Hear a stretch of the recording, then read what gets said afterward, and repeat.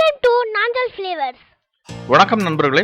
கடந்த 2 மாதங்களாக நாம விதைப்பு, நாற்று மாற்றி நடவு செய்தல், மண்கலவை தயார் செய்தல், கீரை அறுவடை, கீரை தண்டு நடவு செய்தல், கத்திரி, மிளகாய், தக்காளி அறுவடை, தொட்டியில் வளர்ந்த மரங்கள், அதனுடைய பயன்கள், செடிகள் பராமரிப்பு, பயிரூக்கி தெளித்தல், உரமிடுதல், பூச்சி விரட்டியின் பயன்கள், விதைகள் சேகரித்தல், மேலும் பல பயனுள்ள தகவல்களை நாம பார்த்தோம்.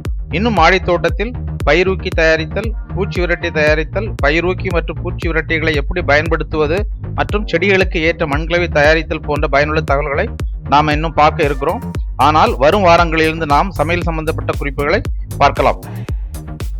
ஆரம்பத்தில் நாம் ஆரோக்கிய சமையல் மற்றும் கைமருந்து குறிப்புகளை பார்த்துட்டு இருந்தோம். சமீப காலத்துல நாம செடிகள் பராமரிப்பை மட்டும் பத்தி பார்த்துட்டு இருந்தோம்.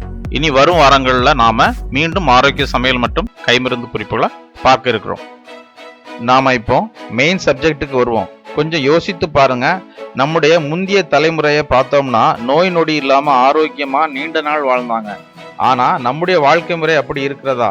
நாளை சமுதாயத்தின் வாழ்க்கை முறை அப்படி இருக்குமான்னு கேட்டா அது ஒரு கேள்விக்குறிதான். கால சூழ்நிலைக்கு ஏற்ற மாதிரி நாம உணவு பழக்க வழக்கங்களை மாற்றியதன் காரணமாக பல நோய்களால் கஷ்டப்படுகிறோம். நம்முடைய முந்தைய தலைமுறையினரின் பாரம்பரிய உணவு பழக்க வழக்கங்களை நாமும் பின்பற்றி வாழ்ந்தால் நாம் நோய்களிலிருந்து நம்மை பாதுகாத்துக் கொள்ளலாம். இன்றைய காலகட்டத்தில் நாம் நோய் வந்த பிறகு நம்முடைய பாரம்பரிய உணவுகளை தேடிச் செல்கிறோம். உதாரணத்துக்கு ஒரு விஷயத்த நான் சொல்றேன் உங்களுக்கு. சாதாரணமான கல்லுப்பை எடுத்துக்கலாம். முந்தைய காலகட்டத்தில் கல்லுப்பை சமையலுக்கு நாம பயன்படுத்தினோம். ஆனா இப்போ அதிகமா பயன்பாட்டில் உள்ளது அயோடின் கலந்த பொடி உப்பு.